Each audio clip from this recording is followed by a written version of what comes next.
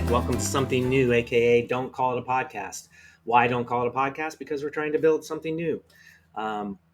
What's new about it? Well, we are not a fancy, polished podcast production aiming to make profit and interrupt with advertisements every 5 minutes.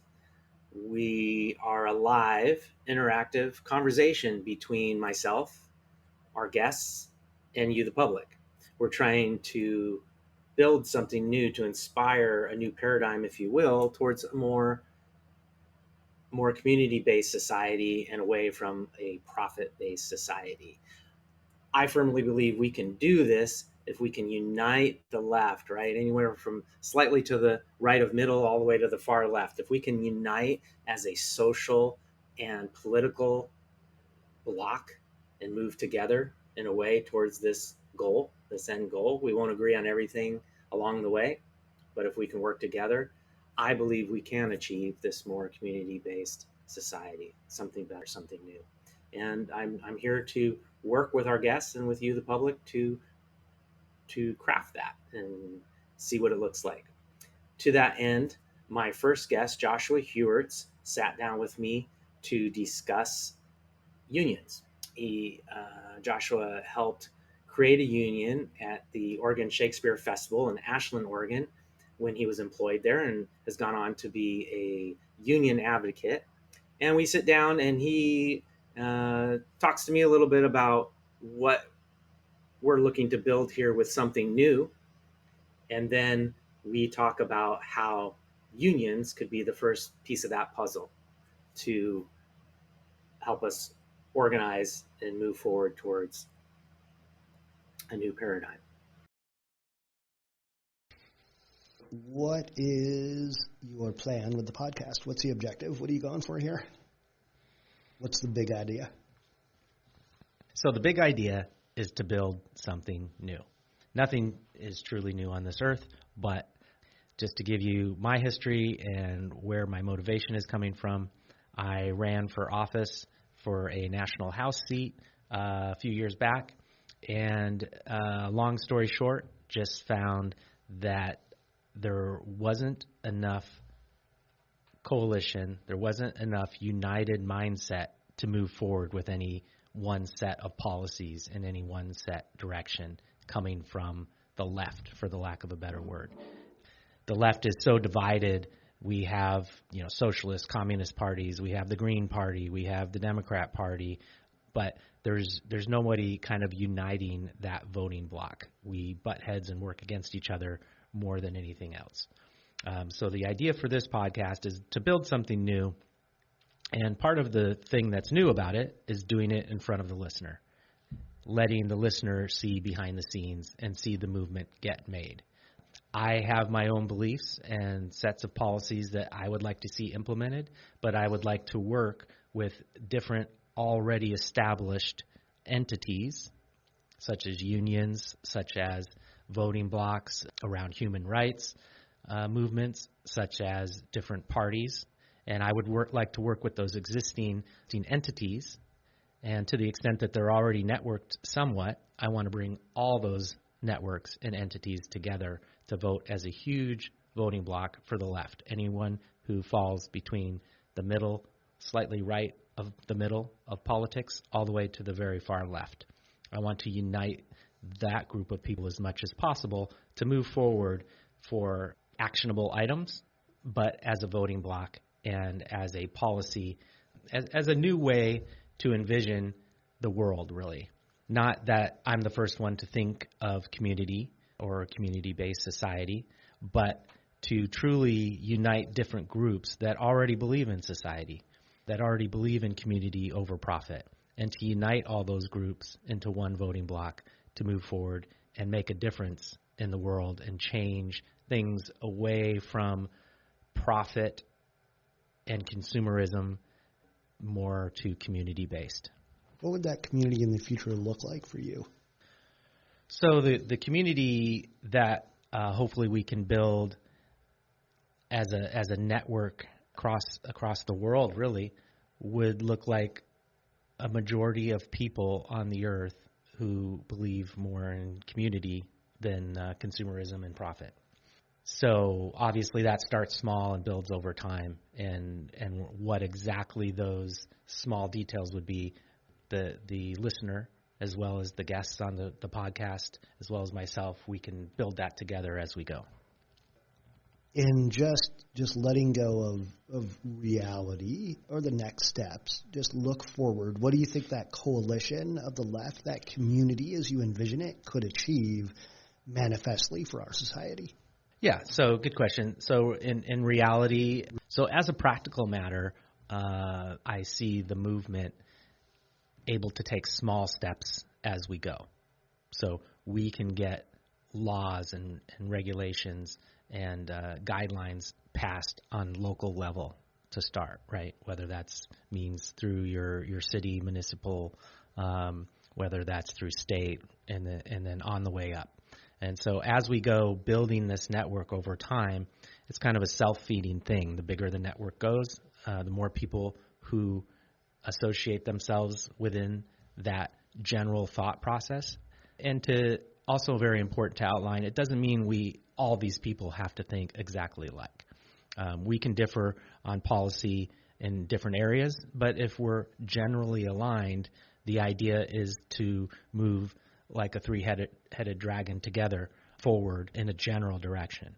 And so we don't have to necessarily agree on every policy, but anybody in that network of people, as it grows and grows and grows, can lend support, whether that's monetary, whether that's physical labor, whether that's just spreading the word, top of mind awareness and getting the word out about community over profit type belief system, and really how that benefits. A core part of that belief is how that preventative, taking care of our brothers and sisters and our co-humans, right, actually saves us money and work and production in the long term. It's a more productive way to go versus so if we treat each other right, give each other medical care and friendship and all the necessities of life, housing, medical, all those things, in the end, that actually costs us less as society than it does to treat people after the fact, putting them in prison and punishing them, or having to help people at a hospital because they're not well. So if we can start at a preventative place, in the end, that's the goal. And I think starting small, and as the coalition builds, we can do practical, smaller things on smaller level in communities. And as we build, then we can change the world. So picture walking down the street now and just envision 3 things that you don't like or that you want fixed. You can make up your examples, but sure. Yeah, and there would be a long list. I foresee first off, the first thing that comes to mind when you say walking down the street is garbage, right? Just having a clean environment is beneficial in so many ways, just for your point of view, your happiness level. We can achieve that if we want to. We just choose not to as a society. Number 2, transportation comes to mind if you're walking down the street.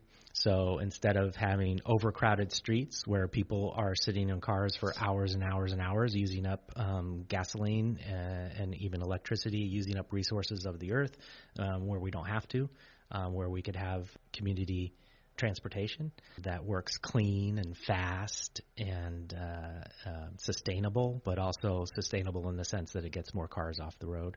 And so that's 2.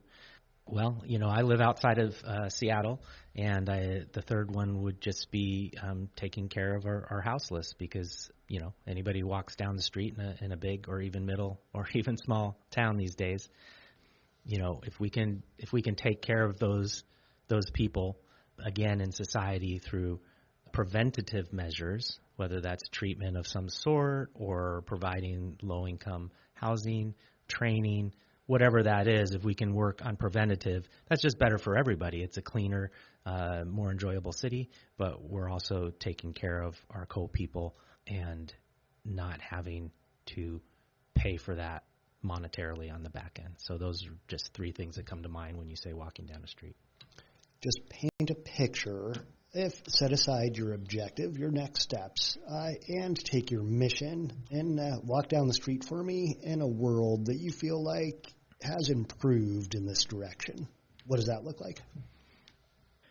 Well, just building off of what we have already talked about, obviously the opposite of that would be, clean, organized cities that make sense, where everything's clean, organized, everybody's helping each other. And secondarily, if you look up at the mountains, you're going to see, on the houses and the buildings, you're going to see solar panels. And then up in the mountains, you're going to see wind turbines. I think it's 100%. A lot of people have the idea that there's not enough resources on Earth for us, and it's this idea of scarcity. And I really do myself believe in abundance. There is enough. It's all about using it correctly, using it in a renewable, reusable type way. There's plenty of sun and to power our cities, and our whole world could be powered. Sure, cutting back is always a good exercise, not using more than you have to, but there's actually enough sun if we put up, and there's enough houses and roofs that if we put up solar, the whole world could be powered by that quite easily. We just have to decide to do it. So again, that's another thing that I see is just our whole world powered on renewable energy. So now you walk down the street and you either see someone who's having a psychotic break and they feel really sketchy and I'm kind of scared, or in the case of Portland and Seattle, I literally step over someone who was just laying on the sidewalk. That's the current unfortunate interaction with the unhoused population. Now, look forward to that building future. How do you interact with those people? Well, I'd say optimally, that's going to happen very rarely, if ever, because we would have taken care of that early on in our culture. We would have taught helping each other, helping your neighbor on a big scale. We would have taken care of those people via the proper education, if you will, the proper training about life, treatment if somebody falls into. So let's say someone does fall on hard times and ends up on the street. At that point, then instead of looking at that person like I do and think, gosh, what can I do? I can give them $5 that might help them for a day, might help them numb their pain for a day, might help them eat for a day. I could get a job helping. But in the end, I'm feeling helpless because I'm on the way to work and I have to feed my kids and I can't solve the problem, even if I can help that one person. But in the society that I see, that one person is a rarity, right? So if you help that one person, you are helping that one person who needs it because it's a rarity already. But what we're doing at that point is we all know the number. It's 1-800 whatever it is, and we call that number and somebody comes to help that person. And it's a trained person that can decide if that person needs treatment medically, drug-wise, whatever they need, training, how much support they need. They're going to talk to a bunch of specialists and get the type of help that they need, and society is going to have a fund for that. And in the end, it's going to cost society less than it's going to cost them to try to clean up the streets and kick them out from city to city like they currently do. So, yeah. So now where I'm from, the Rogue Valley Transportation Department runs buses like you're lucky if it's every half an hour. It's more like an hour. It only runs during certain hours, and it is affordable but not very usable. Tell me about the public transportation in your future. Well, again, I think like these things are new just because we don't have them. To some extent, we can come up with new technology and new ways to do things, but to some extent, the pattern to follow is there in other cities. You look at, or countries, I should say. You look at other European type countries or whatever, and you're going to see high speed, clean rail. And again, it's the latest technology, so it's fast and efficient, which is key, right? Because people don't want to do it because it's slow. They keep it clean. You would think walking down our streets and our subways and things that it's just impossible to keep it clean, but it isn't. You can see photos and videos. You can go visit places where they keep public transportation clean. So it's just about making it a priority as a society that it's clean, it's fast and easy and efficient, and it's affordable. It's either provided completely free or or relatively affordable. All right. What are the next steps? What are your next steps for this idea? So the next steps for something new is to start building the coalition, to start talking to people in different areas on the left and uniting them, figuring out our differences and our commonalities, talking about those, working out the details of where we agree, where we disagree, and then moving forward together, working as a voting bloc, working as together to move things in the direction of community-based society. So that leads me into what we'll be doing in each episode is talking to someone from a different entity that we feel aligns with the general idea of the movement. And so unions are really a bedrock of our country, formed up for a good reason. And our first guest is Joshua Hewerts, a union advocate, and we're going to talk about unions and how they play a part in already in the past getting us to where we are as a society in some of the better ways that we are as a society, and then what unions are currently doing now, where we find them now, and then what they can do in the future, not only for the individual worker and entities, but what they can do in the future in the coalition of something new and how they might be able to help out the movement to move forward. So, Joshua, why don't you tell me just a little bit about who you are briefly and how you're involved with unions? Thank you. I guess first off, full disclosure, we are related. So when you said my last name, it was like, yes, Vash Hewerts. We are brothers.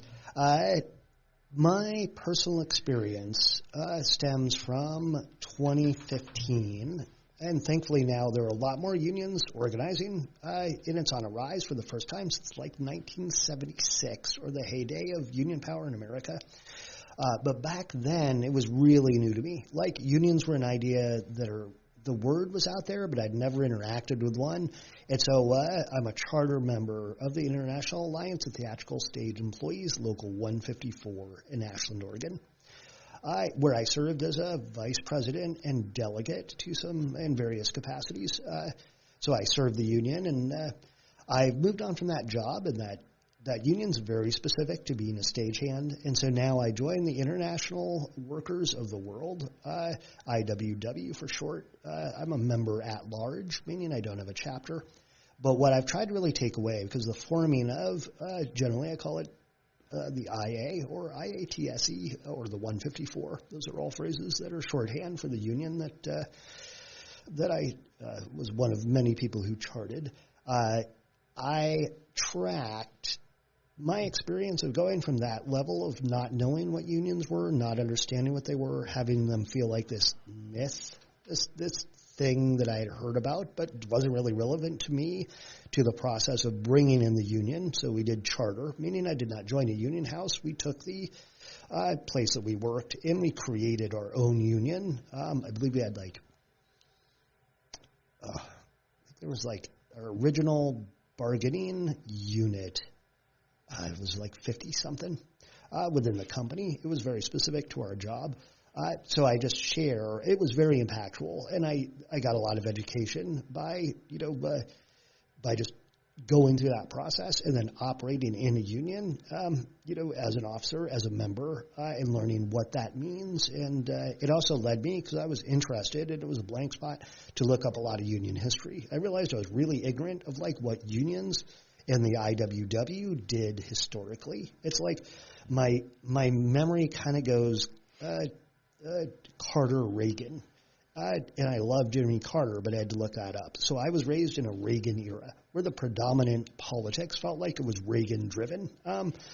So it really opened up a whole new concept of what our American history is and the value there. So I'm still a union member, and So that's great. Jumping right into the nuts and bolts of it. My understanding is that you helped create a union, and at your workplace. And just for those out there, just real practical, who like you said, think of a union as this myth or this thing that exists, but don't know. How hard is it to create a union, and what are the basic steps? How do you do that if you're working at a place that doesn't have a union and you feel might need one? Yeah. And let's see, because I'll probably repeat these phrases. So non-represented is what's usually called a non-union member, like or non-represented house, or because I come from theater, so that'd be the business. Non-represented, workplace would be the phrase, versus represented, because I have union representation when it comes to my employment. It is hard. It is hard because the NLRB, stands for National Labor Relations Board, is the legal body that is supposed to regulate and guarantee your right to form a union. And I'm saying I'm more concerned now because one of the things Trump did is he weakened the NLRB. And it wasn't super strong to begin with, honestly, in this day and age from the Reagan era. Mostly what Oregon is an at-will state, which means they can fire you at will without cause. So we had to be pretty covert when we started because it's illegal to fire an employee for organizing a union. That's a great law. It's on the books. But when a company can fire you for any reason, or more importantly, no reason, which Oregon can, they don't have to say, although the companies are surprisingly stupid, honestly. Like I've been to the negotiating table, so it's like, sometimes the companies don't really understand things either. They would literally have to almost put in writing, oh, we're firing you because you tried to form a union. Yeah. And then I could sue them. I could register with the NLRB. I could get a labor lawyer, and that would be illegal. The guy who formed the first Amazon union, who's one of my heroes, he actually got fired and sued, and they had to hire him back, and he brought the union in. But because in American culture, we are so capitalist employer-driven and not employee, we as workers have forgotten our rights.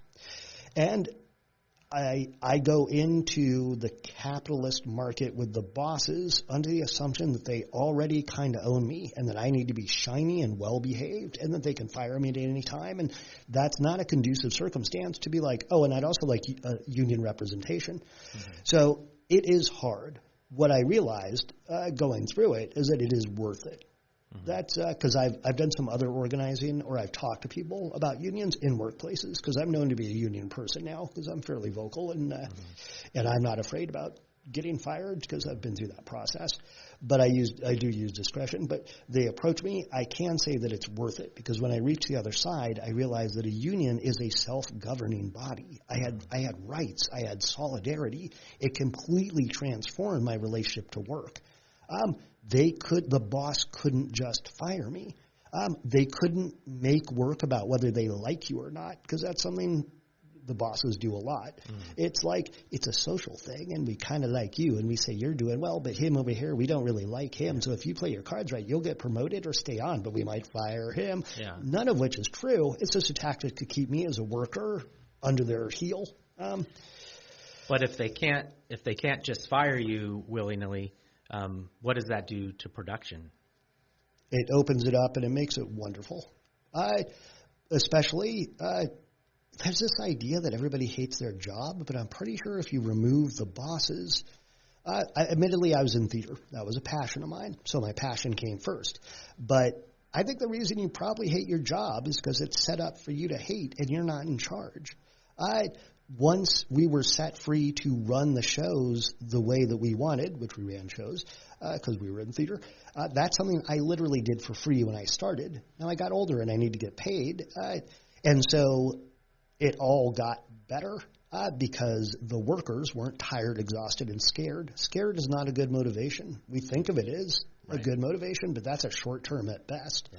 So letting the people who have the passion and the skill actually do it. At the actual task. Yep. To lead the task versus and that someone just crunching numbers. That's at right. the top. You just hit on the head a really big union thing, which is respect the labor. Like those who build things, we actually do the thing. These guys who just step in and make a lot of rules, they're just middlemen. Like, you can't do it without me. I'm specialized. That's true of a metal plate machinist in the auto world, and it's certainly true of theater. It's like, I have a specialty company. Yeah. You can't just hire off the street to do this. So when you say respect the labor, that resonates, I think, with most people. I hear a lot of people who do the labor who are who don't like unions, who are intimidated by unions, who think the unions don't respect the labor in the sense that they think they protect the lazy person. What would you say to that?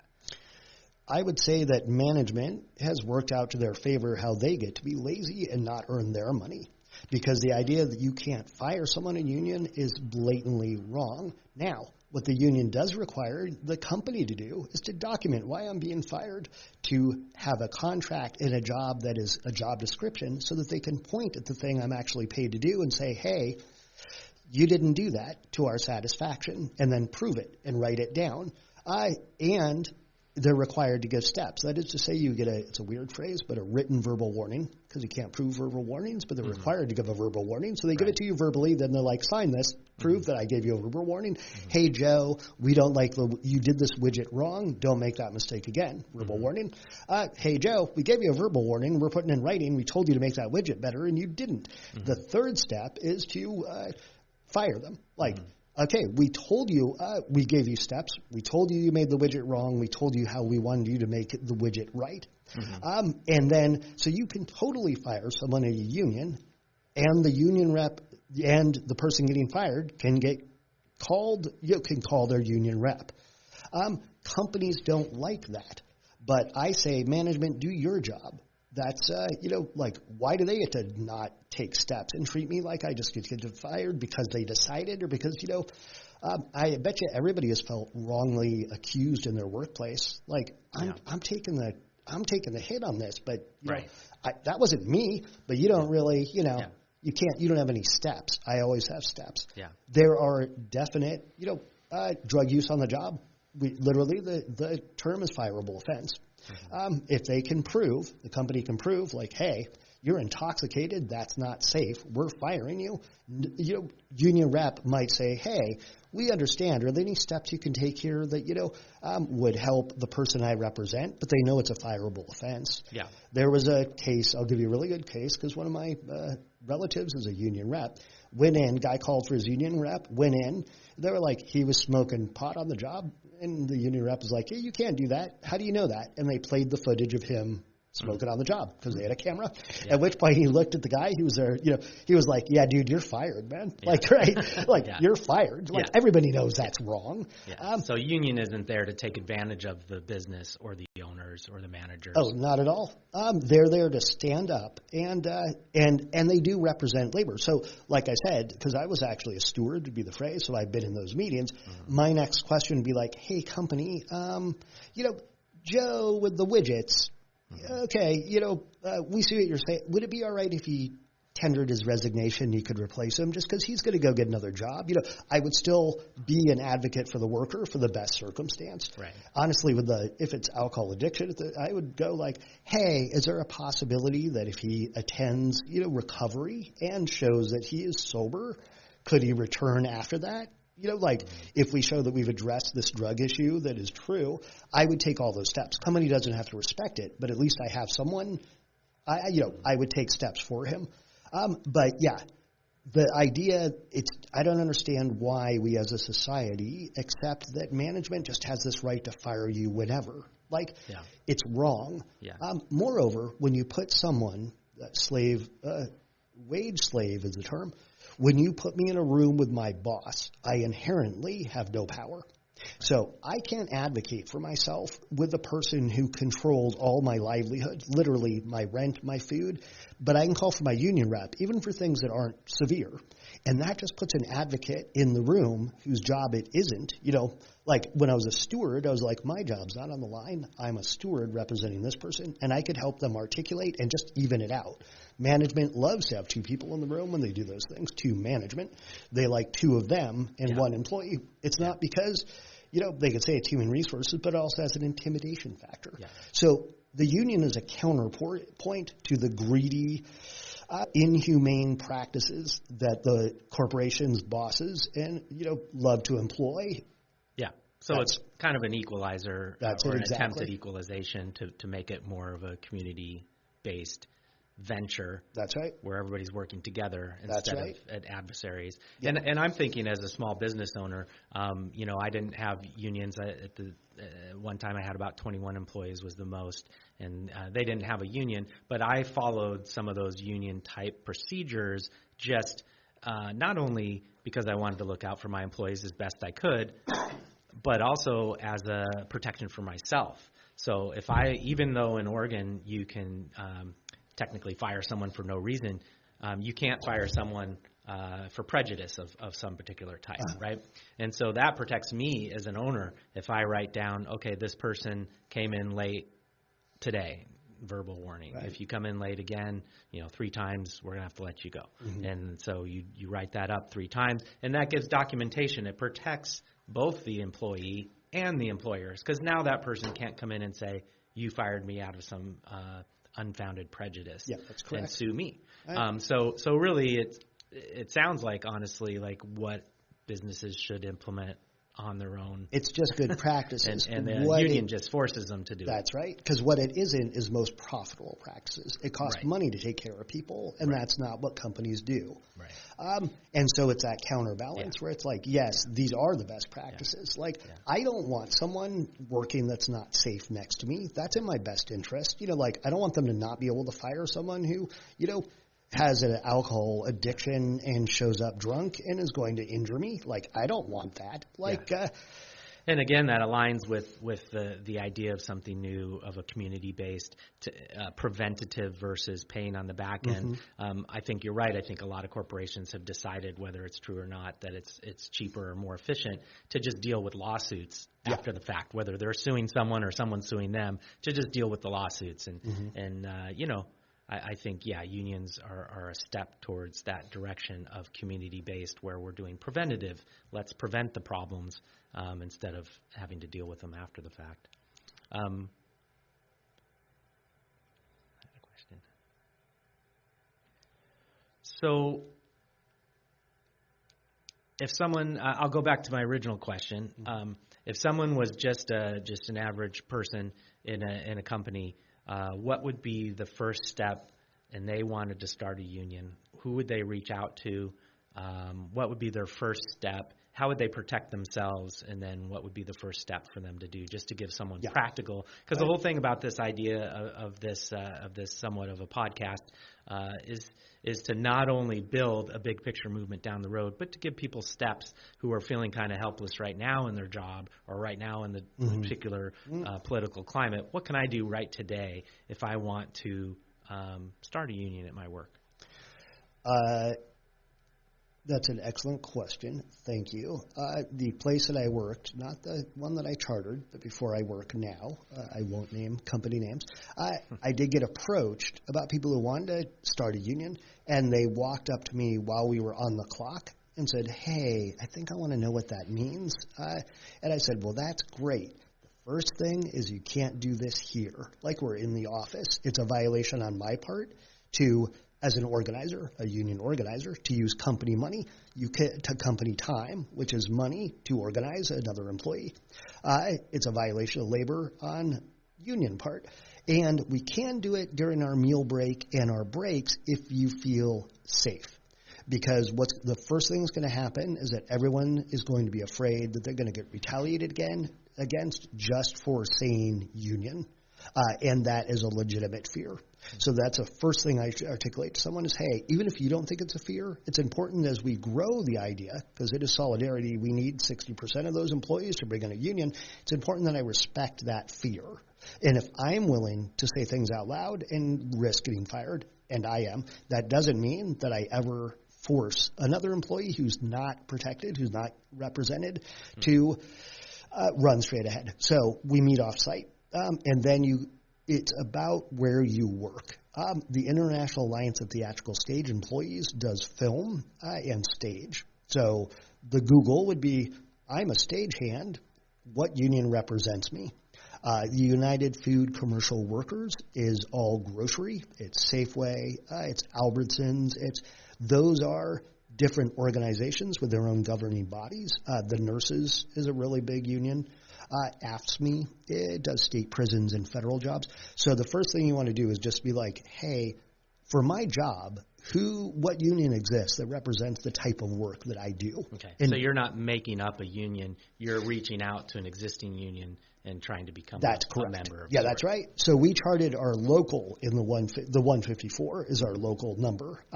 In that used to be a projection unionist union. It was used historically before, but it came open because it dissolved and moved into two other locals. Mm-hmm. That's right. Most of the time, you can find a large organization a large union organization that already represents your field, and that's where you want to look first. If you don't find or if you don't want the international workers of the world represent differently, they're not based on like the single location that's unionized, the single employer. Mm-hmm. They, like all healthcare workers, have a category across all employers. Mm-hmm.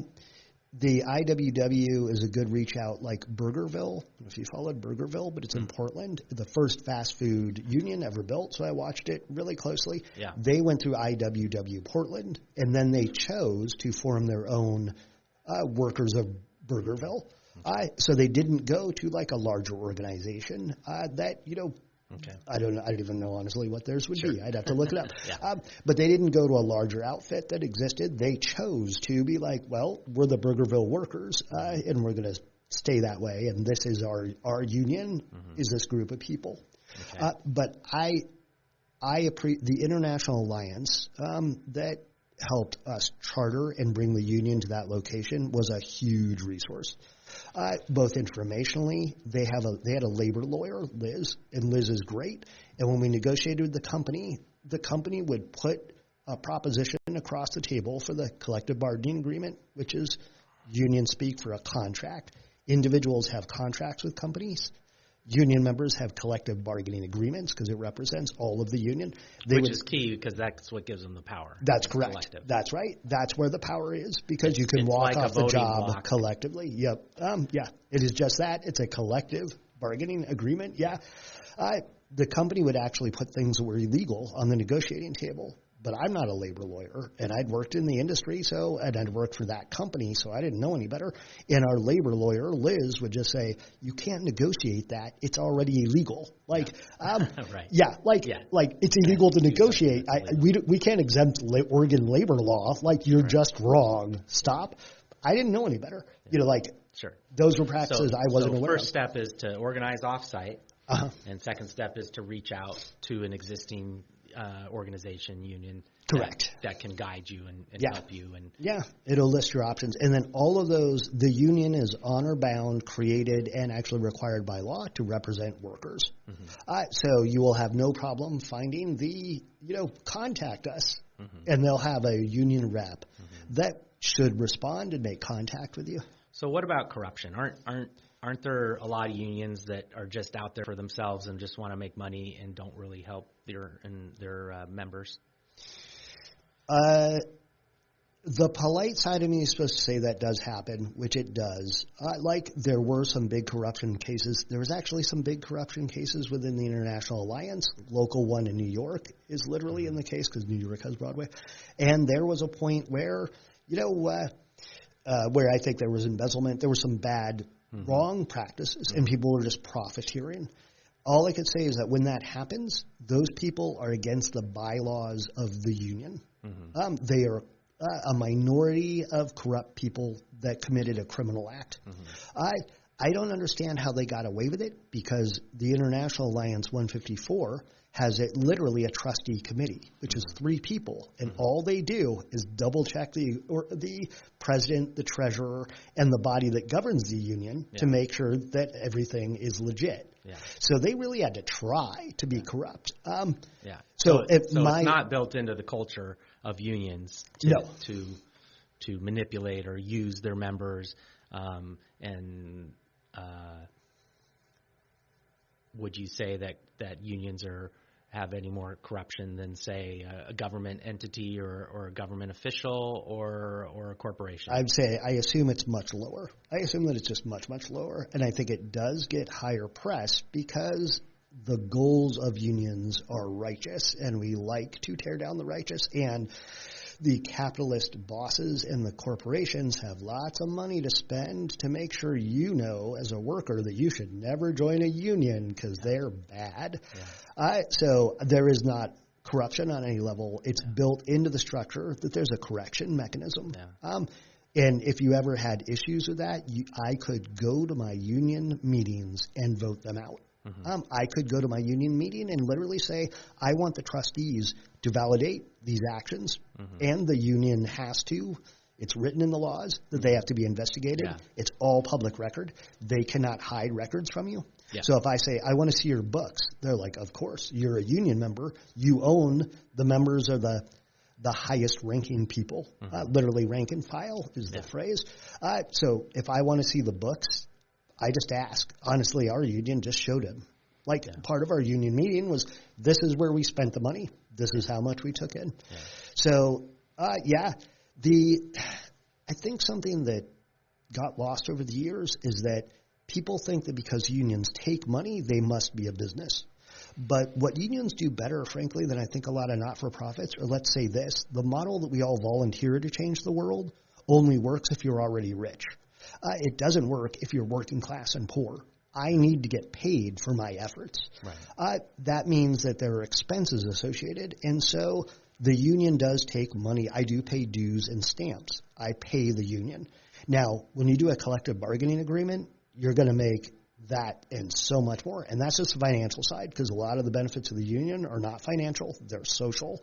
But on the financial side, everybody got a raise because I, as an individual, I don't know what the guy next to me makes. It's a mystery. It's taboo to talk about. Mm-hmm. When I negotiate a contract that says, I'm a stagehand doing this job, everybody should get paid the same because you hired us for the same job. So our rates went up. We got paid better. We went into overtime. We went into, in this case, the company was literally having people work for two different departments within the same company, and not treating it as overtime because it wasn't the same department. That's a violation of Oregon labor law. Yeah. Companies are already that's not something I did. That's something written into the law. Right. So just that benefit of being like, oh, crap, this company's been ripping me off. In fact, our lawyer reached out and was like, they're willing to settle for these years that this practice was not legal. Yeah. They will pay you this much if you say you won't sue them. Honestly, I think it's a good deal. Yeah. And I was like, okay, sold. So the union made me go back. So I'm happy to pay my dues. I'm happy to pay my stamps. Yeah.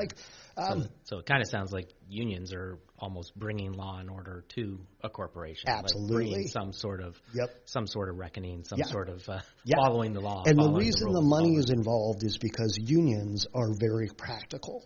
And so the union body knows that we need money to exist. Yeah. Plus, it respects its workers. So there comes a point where, we don't want volunteers. You're, as a member, they're like, we don't want you to volunteer. We respect your time. We respect your labor. Let's pay the people who are doing the union side, doing the work. I think that myth kind of, and then companies love to say, or the counter argument loves to say, well, they're just a business themselves. And it's like, they're not. They are a culture revolutionizing organization.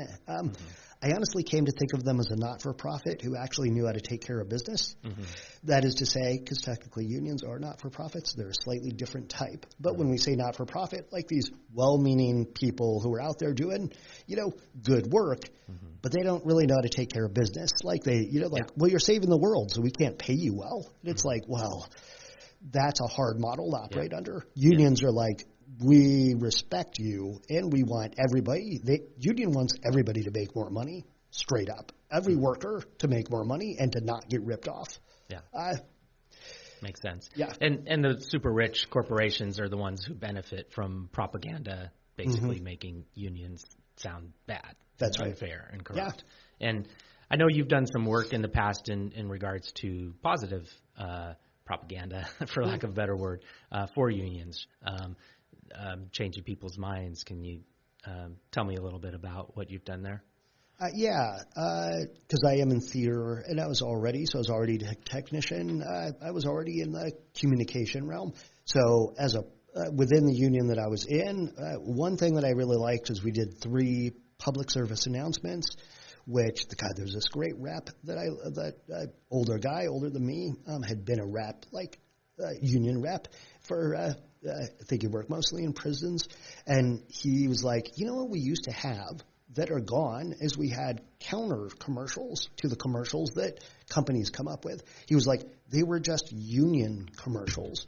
And so I did 3 radio spots that were purposely to put out there and diffuse those myths. I think the last one that I came up, which I really liked, is because they only have 30 seconds, so you got to make it quick. But it was the idea of the company loves to say that we're all family. Mm-hmm. And so it was just 30 seconds of, oh, yeah, we're family. Do you remember when Grandma told you that if you met your production quota, you would get a Christmas gift? Do you remember when? And I just took all the practices of the company, and it was like, that's not family. Right. That's propaganda. That's right. Yeah. So, and then I recorded Sabocat, which is available where you get most of your podcasts. And that started with the union, but it's really an exploration of different people doing good things. And they're really focused on some of the people overlap with the union, my union, and my organizers. Mm-hmm. And there's a neat bit where I interviewed that idea of I touched base with about 5 other people in the union, specifically to create something that can help someone on the I haven't been there side listen to their story and be like, Janny, who was a union member, she was in San Francisco, and she was like, I always thought that union people, and some of the people I worked with, they're just grumpy old white men who don't care about the work and they just show up. And she was like, I didn't know it could be more than that until she arrived and did the union. Yeah. Which leads me to another question. How do you see unions overlapping with the bigger cause of community and government and reshaping government to more community-based versus profit-based system? I think they're probably the leaders in this. I think it's the most practical way that I've seen or ascertained. And one of the things that the union does really well is it changes the culture. So it means that not only do you have those business things where you negotiate higher rates and higher security, the union's point is we want everyone to feel safe. We don't want you to go home scared. We don't want you to get injured. Injury is a huge thing historically. The capitalism and the bosses, they drive towards death if it's profitable. We know that throughout history. Do you enjoy your weekends? That's the union. Do you get paid overtime? That's the union. A lot of what the unions did historically are now they negotiated with the U.S. government. So that's why you get paid holidays, because what the union wants is everyone, this is like Eugene Debs too, one of the founders, is everyone to not just have to work their ass off to survive, to give you personal time. You deserve to be a human and do things you enjoy. Work is a catalyst to that. It's not the focus of your life. It's the thing you do and hopefully enjoy it to go live your life. Yeah. Family time, outings, parking, that's built in. That communalism is built into unions. So are you saying you disagree with Bezos when he says that he wants every Amazon worker to wake up scared?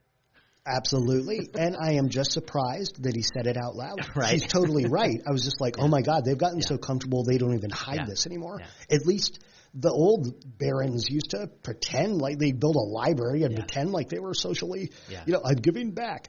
That traumatized model, because that's another quote from someone in the 2025 Project with Trump, I want government workers to come into work traumatized. Yeah. Morally, that is why we need unions, even though we needed them before. Yeah. But that's the absence of union. Union wants the opposite of that for everybody. Yeah. They want you to not be traumatized. Yeah. They want you to leave work going, hey, I did a good job and I'm not getting fired. I know in the next 30 years I'm not going to lose my house and be broke. I'm not going to be out on the street. And that type of comment is a big reason why I feel this movement is needed at this time and place. It's not so much, to basically touch hearts and minds and bring them into a different way of thinking. Again, not that it's a brand new way of thinking, not that nobody thinks this way, but not enough people are thinking community, love and respect for the planet that we're on, our co-humans, the animals, everything, right? And when one of the richest people in the world, who runs a huge company selling items to us, can say without any ramifications openly that he wants everybody of his employees to wake up scared every morning and have enough of society say, let's vote for the people who agree with him. Yeah, who allow him to do that. Yeah. This is what I'm hoping a good thing. That we can start the conversation with various organizations and individuals like yourself and unions and so forth and so on, to kind of change consciousness, to move towards a more community-based way of thinking. Kind of last question, I guess, is like, would you see how, similar to my last question, but how do you see in a practical way maybe that someone like myself with a grandiose idea of networking the entire world in a way to where we can be a voting base enough of 51% plus to actually make huge change and change the consciousness of the population. Where do you see yourself and or unions in that part of the pie?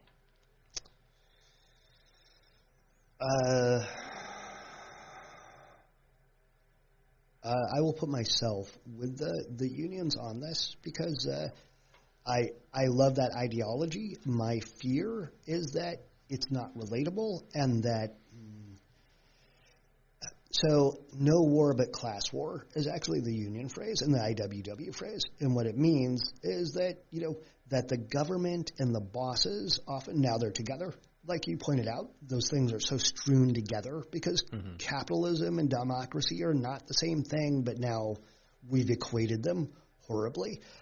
So no war but class war means they're going to distract me on all these things that are going on, but really labor is it. It's a class war. I think this about equality, no matter how whoever you're trying to make equal, and I believe everybody should be, but I'm going to skip the categories, these people, this minority, this, if you can work at a good job and the union is fulfilling its purpose, that you do not suffer prejudice, that you get paid the same as everybody else, that you cannot be fired because your employer thinks your lifestyle is disagreeable, but it's not, of course it's not a behavior when you're at your job. That's a huge foundation. So I would see it as representing working class, period, and workers.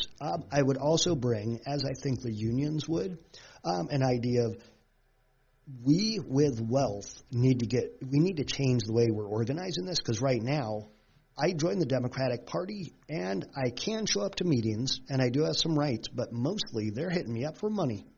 They're just fundraising. Other good organizations with great causes are like, do you feel bad and want to help these people? Send me money, send me money, send me money. I don't have money. I don't have money to get. That's not how I can contribute, but it's kind of the only way. Everything else is, well, you go to work and you earn. So I would look that you need a rank and file revolution. You need a focus on people, and you need to be really respectful if they don't agree with you. Union, I'm required to represent anybody the company hires in my union. That really taught me how to be more diplomatic and how to not engage in, well, you're just wrong and you disagree with me, therefore you're evil. That moves nothing forward. A union rep would never do that. The obligation is already there to be a better person, a better community member, is kind of built into the structure. So also, I think that I trust my union, and so if you can work it in such a way that your outreach includes a union rep, or even has the union stamp on it, which you would have to go and meet, which I'd recommend actually go and meet with the AFL-CIO.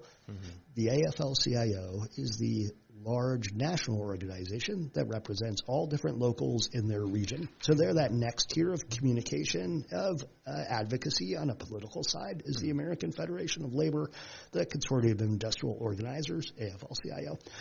You can go to the Rogue Valley, in my case, you'd have the equivalent up here, but the Southern Oregon Central Labor Chapter, that's where all the delegates from all the unions in the Rogue Valley meet up for the AFL-CIO. It's a room full of organized people. You would need to go to them and say, hey, this is what we're trying to do. What's useful? And they would do a screening. You would meet with them. But they already organized, right? They already have their membership. They are probably already voting for a progressive idea. They're always pro-health care. They're pro-candidates or pro-labor. But I think that out of all the organizations, I feel like the unions will represent the, I'm going to say lower class, even though I don't like the phrase, but the poverty class I'm more comfortable with, honestly. The working class would be the phrase. So that would be a key. Lower to mid-incomes. Right, the not super rich, tiny minority that we have now. Just about everybody now qualifies as lower than middle class. There's no middle class left. I am naturally going to be cynical. And if you approach me like fundraising makes it feel like it's a business, I know it's not. I'm not trying to impeach the good people that are, I'm sure, trying to do. But the only model we have seems to be to bombard me for money. And I'm like, look, y'all, I don't have money. Well, a couple things. That's all real good information. And so a couple points that brings to my mind. First off, something new. One aspect of our something new, and we've talked about in the past, talking about movements and what we can do to help and change, and Democrats and political parties and so forth. I think the end goal is to get public funding for elections, and therefore politicians aren't having to grovel at our feet for money. But in the interim, I think it would be great if the Democrats could do good works instead of advertising, right? They could help houseless people, feed hungry people, and that in and of itself does good works and creates publicity. So that's the way I would like to see whatever political party we end up supporting down the road as a voting bloc do things and move towards and change the laws in the end, but in the midterm, make it so there is some communication with our politicians other than, can you give me $5 because it's really scary. And if we can do good works and any money, at this point, something new is a different type of movement in the sense that it doesn't have a leadership at this point. It doesn't have it's not monetary funded. It's not a nonprofit. It's not a profit. It's just a concept.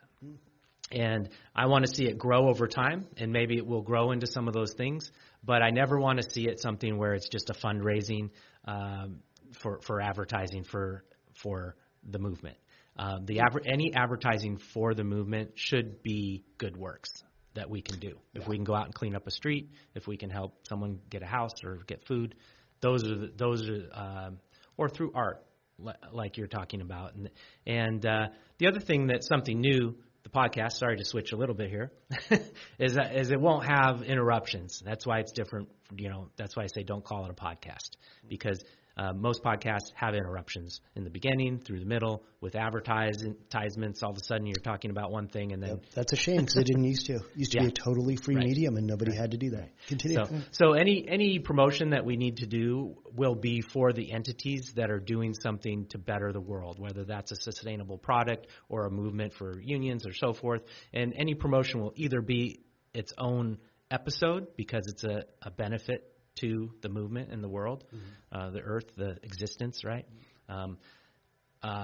Or at the end of a podcast if need be, but it's not interruptions throughout the whole thing. So the whole movement isn't, it's something new. It's not an entity in the sense of it's here to make profit. It's here to make a difference, in the world. And hopefully we can do that with the help of people like you and organizations like unions. I would follow up with the second question there. Follow up would be, The little I know about unions is they have worked closely with other entities, one of them being human rights entities. Martin Luther King and so forth was a very big was a on huge unions. advocate, yeah. And so I agree with the basic premise to some extent that the rising tide raises all boats, right? And so you don't necessarily have to point out individuals. But there are people who even when there is a structure, a union that protects you, if that union leader happens to be prejudiced, there are groups of people that tend to not get their rights given to them or protected as much as other certain people, right? So I guess I would just ask, it's somewhat of a loaded question, but do you see yourself working with other entities that their main goal is to help other minority races or minority sexes or minority identifications, and that's kind of their main goal? But do you see it as I see it, where it overlaps? And one goal of community really and protection is giving everybody equal rights. Yeah, it really does. And because unions have that, they are going to be an advocate for equality, and they would just be more likely, as I am, to nuts and bolts it for their workplace. But, that again, totally. Anywhere that they hit a civil violation ought to be addressed, and any union member ought to. And it's ironic because this doesn't always happen. Some people are union members and they don't join that idea, and they have the right to pay their dues and be protected only in their workplace. But unions are already networked among so many people that, we used to meet with like Unite, and which is a Hispanic advocation group. We used to have a round table of the community organizations exactly because they do overlap. So that would be a great thing to build forward on. Yeah. And I do believe, I'm not opposed to any next steps, which honestly the union man in me made me kind of practical too. A collective bargaining agreement against a company, y'all not going to get everything you want. So we were very good about, but it is a gain. Take that gain. We were hoping to make more money, but they did raise the rate. We're better than we were before. There's a practicality to it. So absolutely, if an organization had, this is the objective, and if there was an event, but it would have to. Yeah, I could find a niche in there that I would be happy to help. A connection, yeah. And I'm going to ask a question I don't actually know the technical answer to. Can a union leader recommend a vote? Obviously, can't demand a vote. But if we're working as something new and we're trying to promote a particular law or movement that benefits union workers as well as humankind and so forth. Is that something that you can get behind and kind of join in promoting a cause or a law? They do. Yeah. In fact, I'm on their mailing list, so I get the flyer, and that politician comes, and I've been part of this. I screened actually for when I was on the Southern Oregon Central Labor chapter. They have to come to the union table because I was sent as a delegate to represent my union, and then all the unions sent a delegate. And so it was really beautiful because that's democracy. I was on a committee. Vote. I got elected. The same. And so there were 10 of us, and the politician Jeff Golden came. The politician would come, sit down, and we're like, you tell us what you're doing for our people. And then if we all agreed in that committee, we would endorse one of the candidates. To this day, honestly, if I haven't done much research, I will look at the AFL-CIO cheat sheet that they send me, and I'll just vote for who the union represented, who they endorsed. So I'd look at that endorsement and I'd be like, you got it. Because I am part, because it's a civic organization, because I trust them. And I was like, you already asked the questions that I would ask. There is a participation there that I really enjoy. The union does that, and then there's a historical case where basically the union said, hey, because originally unions weren't allowed to engage in politics. They could only represent the worker in that area. And I want to say Gomper, but I can't remember one of the leaders that went before the Supreme Court and said, it's not really fair. We can't really represent them unless we can engage in politics. Because politics decides our working condition. Politics, and the corporations get to do it. So it's not fair to remove the union organizer's right and the union member's right, which are the same thing, to be involved in politics. So now they have a different committee And you don't have to pay into it. If you're not political, you don't have to pay into it, but they do have a side that funds all of that. So the union goes through and endorses candidates. Okay. So yeah, that would be. And if you were in another organization, you felt like the union really could help you, go to that central labor chapter, find out what room you need to sit in and meet them, and And I'm thinking like unions are a natural place to start with building a coalition and a network movement, because they're already very organized and there's already rules and there's already a network existing. But it also came to mind that really like a union, people say they hate super rich corporations, monopolies, right? And then people say that they hate the government and that this is like a third arm, a third seat at the table, if you will, where there are already a group of people that can negotiate as a block of people, right? And yes, so unions make sense as the first segment of this three-headed dragon, multi-headed dragon. I never realized until I went through that process that unions have already established those, right? They've already established those networks. I had no idea. Yeah. And they already have a place at the table. That's right. That's right. They already have the internal structure. So like the AFL-CIO goes way back, and so when I got nominated to represent, it was like, wow, I had no idea that this parallel organizational structure existed next to capitalism. So when you talk about those ideas, I feel like it's already primed to do that. And unlike not-for-profits that are not labor, see if I can remember the different 501c, 501c3, I believe is not-for-profit as most of us think of it, and then a 50c 4 is a union. And unions there's different rules for unions, and a lot of them prohibit activities that other not-for-profits can do. But other not-for-profits don't have as good a network as I would see, or they're single entities. And I think the unions, one of the only things I saw was you started with the rank and file, and then you vote delegates up, so you're represented all the way up to the top. I had no idea that existed. But it was beautiful to take part of, and I was like, this is what democracy actually ought to be. So sorry, a few more thoughts before we wrap up.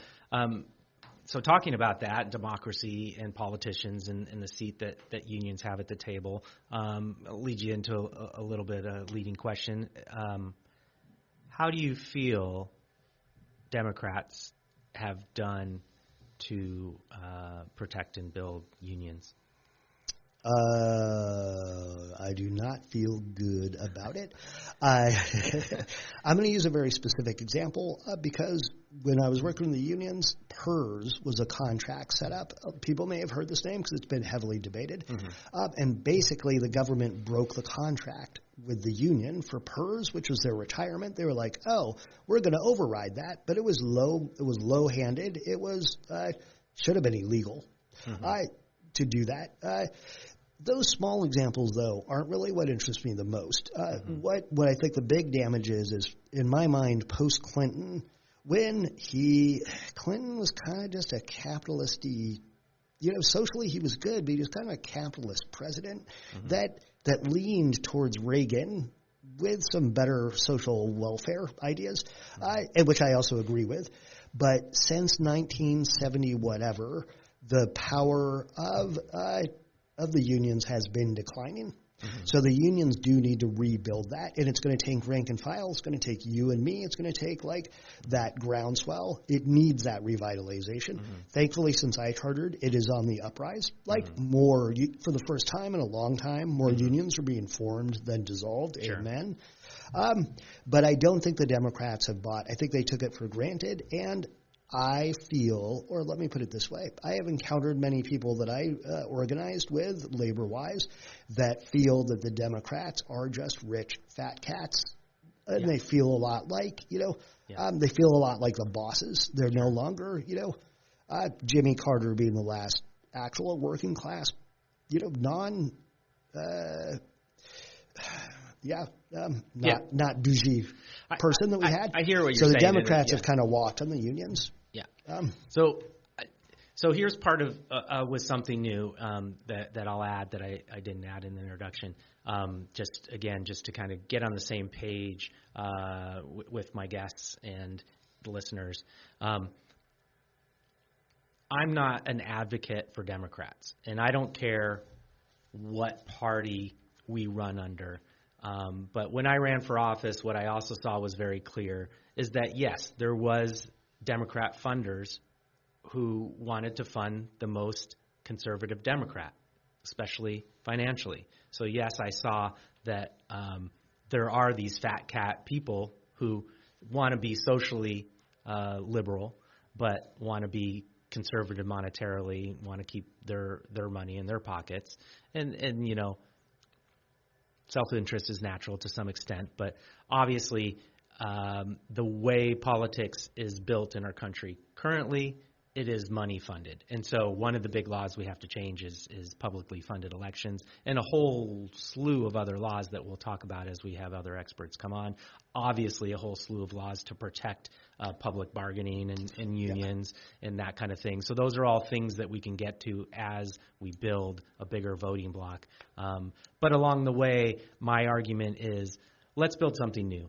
And by something new, it won't necessarily be called something other than Democrats. We might be running under the Democrat Party because this system is a two-party system. When you say let's make a third, I'm not saying you, but when a person says let's make a third party or fourth, we have all those. We have a Green Party. We have a Family Workers Party. We have, Independent Party. We have all these different parties, but none of them are viable because the way the system is, it funnels down to two powerful parties. Yeah. And so we could change that down the road with laws and things and make it somewhat of a more parliamentary system or model it after other countries that have multiple parties sitting in their different governing blocks. We can do that, but as it sits now, we have a choice between Republicans and Democrats.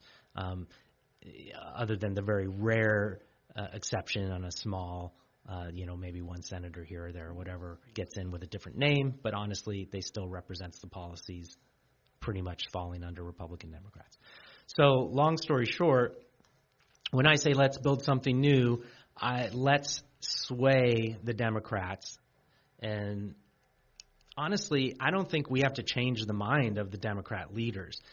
Contrary to what I think is popular belief, most elected officials vote for what the people want. They vote for their own interests. They want to get reelected. So yes, they are swayed sometimes by corporate money, and we have to change that. But for the most part, what we need to do is touch hearts and minds and change the populace. So there's a huge movement towards something, so they have to vote with us. And I don't care if that's called Democrats or if we take over the Republican Party or if we create a whole new party, but there really are only two parties, and we can use the momentum. The Democrats have the power right now because they have backing and money and fundraising. And so if we want to change things and have a third party, we have to do that, in my point of view, through one of the existing parties, or at least stealing the power and unseating one of those existing parties. There isn't going to be three viable parties. I went to the Family Working Party. I went to the Green Party. I tried to run under their umbrellas, and they all basically said, A, I didn't have enough support or money, or B, they don't really run candidates. They endorse candidates. Like they endorse a Democrat candidate. And so those aren't really functional parties, and it's not a functional idea. Now, if down the road something new, the listeners and the guests, we want to build our own party and unseat the Democrats or Republicans, I'm up for that, but understand it's unseating that party. It's not creating a third party. It's replacing them, renaming them, or changing them, and who cares what the name is. So that's what I'm looking to build, something new. Maybe we'll have another episode where you and I can talk a little bit about how we feel about that politically, how to make the next steps. I feel personally, when it comes to unions, and since you're the union guy, I'll throw this out there, like that there's a lot of propaganda that a lot of us buy. It's not a clear-cut case. Yes, Democrats could have done better. Yes, they should have done more along the way. But I personally was a little bamboozled by the whole Biden thing, where they said he broke the union up or whatever. Well, and I looked into it with I think it was the railways, and basically what he did. The media went crazy and said, "Oh, he's not a union guy. He broke up the union. He basically didn't allow them to negotiate." What he basically did was there was a small disagreement between, they were negotiating back and forth, the union and the railway, and there was the union got like 3 things that they wanted, but they wanted the 4th thing, and the railway wouldn't budge, and it was going to go on and on and on and cause disruption in our economy, which shouldn't be our number one goal, but economy in this day and age does lead to people not eating or people not having a house and so forth. So Biden did step in and basically, and actually it was interesting, and I'm not the union expert, but I read a little bit on it. But it's interesting. Apparently there was like 15 or something unions that represented the railway, and like 13 of them wanted the offer that the railway was offering, and 2 of them were holding out. So basically Biden said, you got to take this offer. So to me, it's not perfect. It's not what I would like to see, but it's a far cry from what the media said. And for me, that's something new has to do, is create a new truth, a new reality where, like, I don't think we have a left-wing media anymore. We don't have reality out there. We have people who are, CNN is slightly to the right, MSNBC might be in the middle, and Fox News is out in crazy land. And so, like, with something new, I want to bring real people on, like yourself, that represent different entities, where we can kind of talk about and get to the truth of what is going on and move forward. Sorry, that was more of a monologue than a question. But any thoughts on that? Want to repeat a question? No, you're good. I hear you on the media front. I think the reason people freaked out is because Joe Biden could have just as easily made the company accept that 4th term. Do you know what the 4th term was that got scrapped? I believe it was more days off. They had to settle with like 1 extra day off instead of like the 14 or something that they were asking for, which, again, in my opinion, was totally reasonable for them to be asking for the time off. And the long-term goal would be, in the society I want to see, would be for them to have those days off. And don't get me wrong, like I did, being a union, they're not my favorite candidates, but I usually end up voting for the lesser of 2 evils. So it makes me sad to phrase it that way, but that's basically, I think I voted for Joe Biden.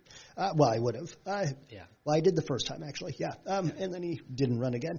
But, I don't know, keep in mind that those workers were exhausted. They're doing the same thing with air traffic controllers now. You want to know why air traffic controlling is going out of control and there's much more near misses getting reported? Mm-hmm. Because they're working 6 days a week, 10 hours each day. They're in overtime, and they don't want to do it because they fired them.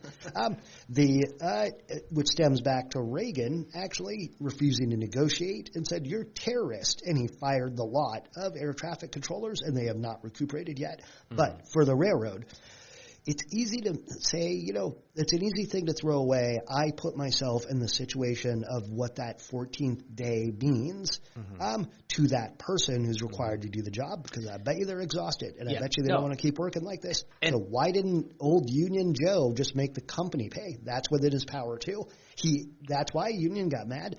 He could have ended that dispute by saying, give them their day off. Now everybody gets back to work. He doesn't just control the union, he controls the company in that circumstance too, but he didn't. He gave it to the company. I'm not surprised, because the Democrats won't respond to union power till union power comes back. So I walked on that. I'm going to go see unions get built and support that, because when that happens, the Democrats will return. Mm-hmm. But that's why people freaked out. And I don't want to dismiss someone's possibly hazardous working conditions. Do you personally, Nico, do you work? Do you have 14 hours off in a month? Or do you get 14 hours a day out of Yeah, no, on an individual basis, obviously, I would have liked to see that go better. I'm just saying there are 2 parties, and there are more than two belief systems, but if you want to break it down into belief systems, there's more people right now voting for the belief system that doesn't want them to have the days off. Yeah. And Point that is taken. sad Right. That and is pathetic. sad. Right. But that's what I'm trying to Disappointing. change Yeah. because yeah. So I'm just saying on a scale of 1 to 10 to just break this down, make it simplistic, which it's not, it's complicated. But on a scale from 1 to 10, I personally put Democrats somewhere in a 6 or 7, and I feel like most people put Democrats at like a 2 or 3, and like if they're on our side, quote unquote, if they're coming from a somewhat leftist middle point of view of community and taking care of people and so forth, I feel like people rate Democrats lower than their actual performance. And this is a huge point of contention that I will enjoy having lots of discussion, because I think both points of view are valid. And the question is, how do we move forward? Sometimes I feel like beating up on each other or beating up on ourselves within our coalition, right? What I'm seeing is should be our coalition, that we should be getting Democrats in here and having those conversations. And we can disagree about actual results and what he should have done in that actual position. None of us actually know for sure what the details were. And we have to get money out of politics, right? Because I'm sure, yes, he was probably in a practical level, in order for him to get elected and even support unions a little bit and to stop another Trump, he may have to give in to those corporate interests more than he wants to. But I do feel like we need to not throw the baby out with the bathwater, not just accept and take what we can get, always fight for more, but also firmly acknowledge the good that's happening as well. I think without firmly acknowledging that good, that he is the most union supportive president that we've ever had, and the good that he did for unions, and I didn't make a list today, but there are good things that he did for unions, supporting them, first person to go out and stand, a sitting president to stand on a union line, right? Yep. So without celebrating the good, I know that some people think we're celebrating the good too much, and without talking about the bad, then we're just letting them get away with it. So there is a balance there, and I want to talk about both. Celebrate the good, talk about where they could have done better, and see where in a practical way we can get there. In the meantime, do what we can within the current system, and then slowly changing or touching hearts and minds so that we can operate as one voting block and move forward and not argue with each other about Medicare for all versus Obamacare. When Obamacare, anyway, that's for the healthcare guys. Well, and I'll use my own argument to articulate your point. He didn't pull a Reagan. Reagan was like, Reagan did break up the union. He just broke up the union, yeah. And then Trump basically is trying to dismantle. He's actually getting rid of some of the laws and regulations, NLRB, laws. National Labor Relations Board regulations. He's trying to remove those fundamental rights. So I do take your point, and honestly, I don't think. I could be wrong. By and large, the unions end up endorsing Democrats because they are closer to, they align the most with.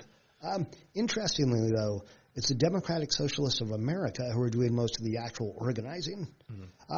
This is just a side point, but I noticed, I was listening to a radio program through, NPR who had gotten unionized, and they were interviewing the organizer, but it was DSA that provided that, not the Democrats. Yes, and to some extent, there are good networking happening there, and I just want to see us all unite even more on a bigger level and work together. When I ran for office, I had to end up running as a Democrat because nobody else would take me. Right. Green Party and working families, they just weren't set up to do that. Yeah. The DSA actually supported and helped me raise the money to get on the ballot more than the Democrats did. Oh, nice. And the Bernie-crats, I don't remember that. Our Revolution is what they've Our Revolution actually also promoted me. They also endorsed me. Yeah. So that's the kind of network building I want to see. I want to see where someone can come out like me and support Biden, but also get the support of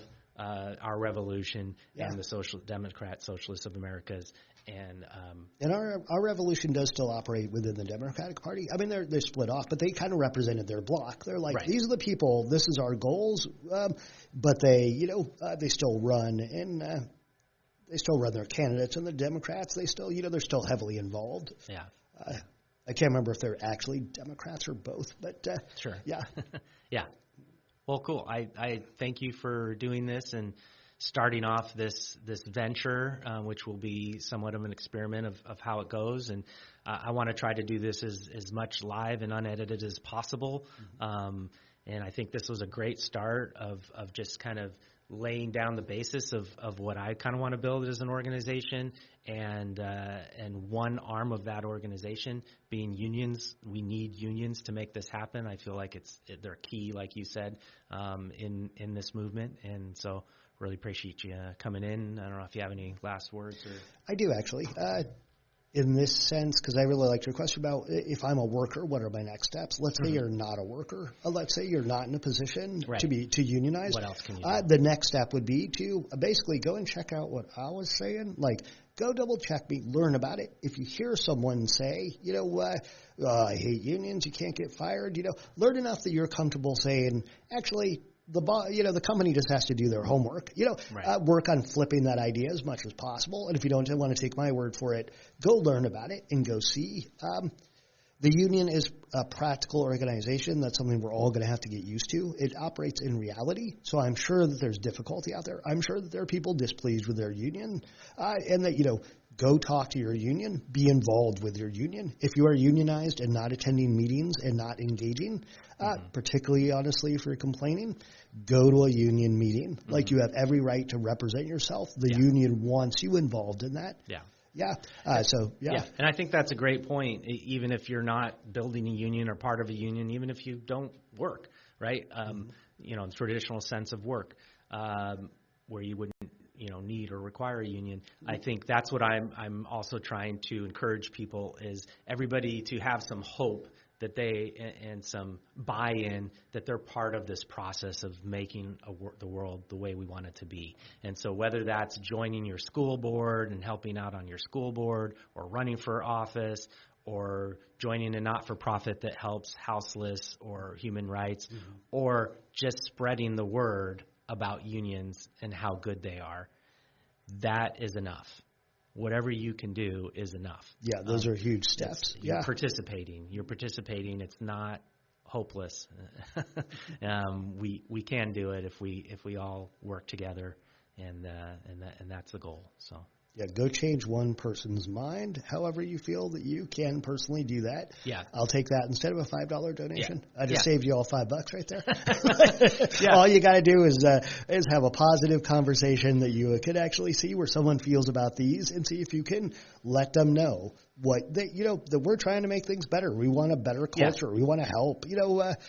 And in this day and age of talk show debates and TikTok and snippets, it's all about the gotcha moment. And that's, again, was something new, something that's important to me, that I don't want to do on here. I don't want to bring on a union rep and all of a sudden pull out these stats and try to make that rep feel like they're wrong about something, whether we disagree slightly on whether Biden did the right thing or not. It's a conversation back and forth. Whether we change each other's mind isn't necessarily the point. It's about having the discussion and being open to each other's points of view, and where we differ on small things, we're willing to overlook those for the larger goal. I won't be having gotcha moments, and I won't be having Nazis on and trying to debate them. This is a debate between the slightly right of middle all the way to the far left, and I think if we move forward together, we can kind of make the changes that we all want. We're not all going to be happy with every step or every policy or everything that we move on, but it will largely operate as a democratic force of the majority. But we're here to kind of to be honest, to push people in my view, which is community-based, not profit-based society. So with that, thanks for coming in, and hopefully we can do another one soon and further the next steps. Thank you.